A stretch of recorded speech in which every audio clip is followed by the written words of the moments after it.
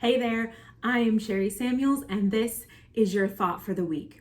So, we all spend a great deal of time working on our exterior, thinking about what we look like on the outside, wanting to make sure that our first impression is always a great impression, and even the ones after that, that we're always showing up in a way that demands respect, that makes people know that we feel good about ourselves. But sometimes, a lot of times, we're not really focusing that energy on the inside where it really counts, to make sure that it's not just about this exterior, this facade that we're putting on for other people, but that deep down inside, we are really feeling those things. Now, I will say, that's not always easy to go to the inside, but we are multifaceted human beings.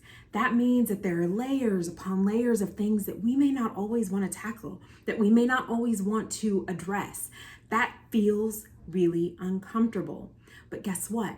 When we address those things that feel uncomfortable, when we take the time to look at those parts that feel sticky or funky, that's when we're really creating change in our lives. We're making space to create the lives that we want. We are making space to communicate who we are and where we are in ways that are effective and allow us to grow and be our best versions of ourselves.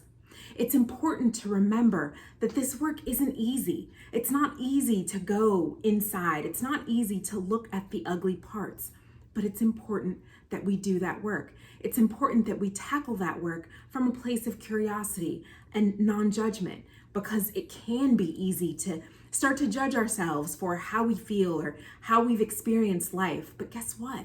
It's not helpful. It doesn't help us to become that person that we want to be. It doesn't help us to heal from those old wounds. So it's important to remember to stay in that place of non-judgment, to be curious without judging ourselves. And really, at the end of the day, when we do the work, we will see the light at the end of the tunnel. We will create change in our lives. We will create the lives that we desire. So I challenge you this week to keep in mind the importance of going inside, of taking the time to focus on the interior as much as you would on the exterior. I am Sherry Samuels, and this was your thought for the week.